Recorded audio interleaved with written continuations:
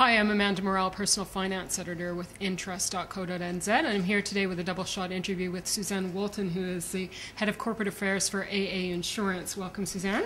Hi, Amanda, thanks. So Suzanne's here to talk to us about insurance, which is a very prickly, timely, topical issue, and particularly as rates just went up yesterday on EQC levies, and I'm sure a whole bunch of people have been noticing their home insurance rates going up as well.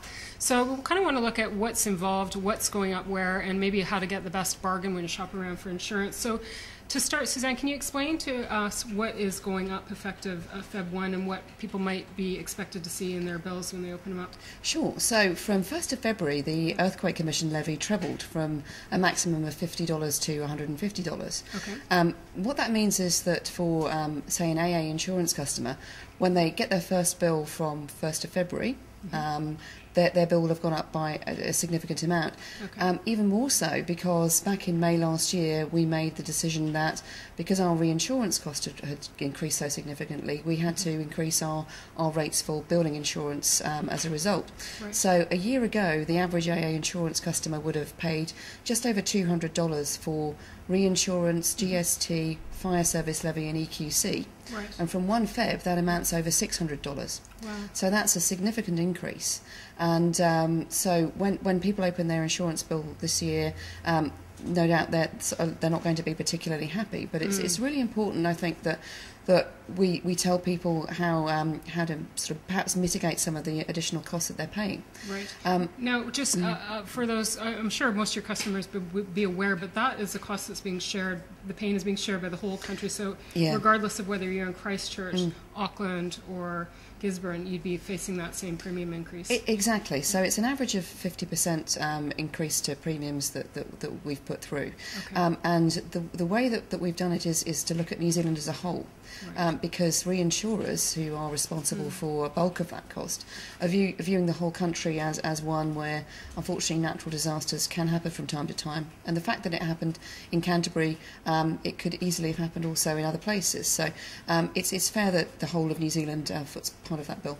Now, is that a policy that most of the insurers in New Zealand have taken as well, that they're spreading the liability across the country? Well, I can't speak for the other insurers, but what I can say is that AA Insurance, we believe in charging a fair rate to all of our policyholders, and because reinsurance price is determined on New Zealand as a whole, that's what we did. Okay. So if you're looking, I mean, obviously you're not going to be getting much savings because there's certain inevitable cost increases there, but sometimes people are under the impression that if you bundle your insurances together, that is, you put them all with the same company, your car, contents and home, that maybe that's the best deal out there, but not so anymore? Well, that's a common misunderstanding, and certainly now that you're going to see a significant increase in our building insurance costs, what you must do when you get your insurance bills is look at each of your insurance policies separately.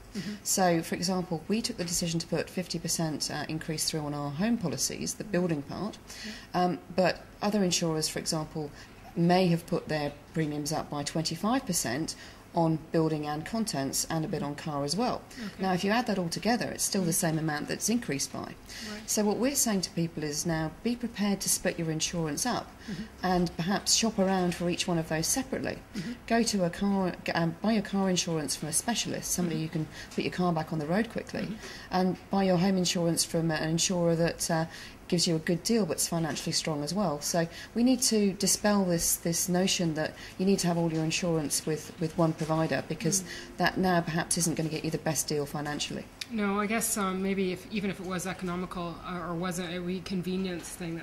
So what's the best way to go about this? Is it are you better off using a broker to kind of bargain your way to a good deal, or? Well, you can do it both ways. I think that most people in New Zealand actually buy direct from insurance companies, but it's important that you ask some questions from the insurer, that the insurers that you're getting quotes from, and get quotes from a number of insurers, because they're not all the same.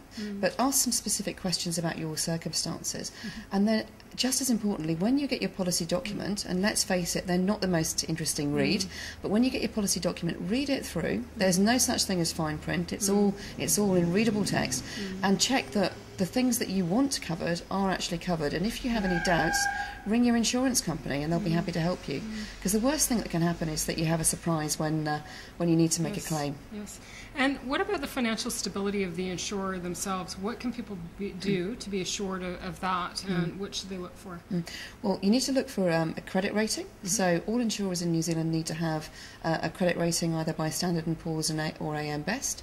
That's probably the best place to start. But you can actually ask your insurer directly for that information, or they should supply it to you when you buy your policy. Okay, excellent. Suzanne Wolton is the Head of Corporate Affairs for AA Insurance. I'm Amanda Morrall with interest.co.nz, and this has been another one of our double shot interviews.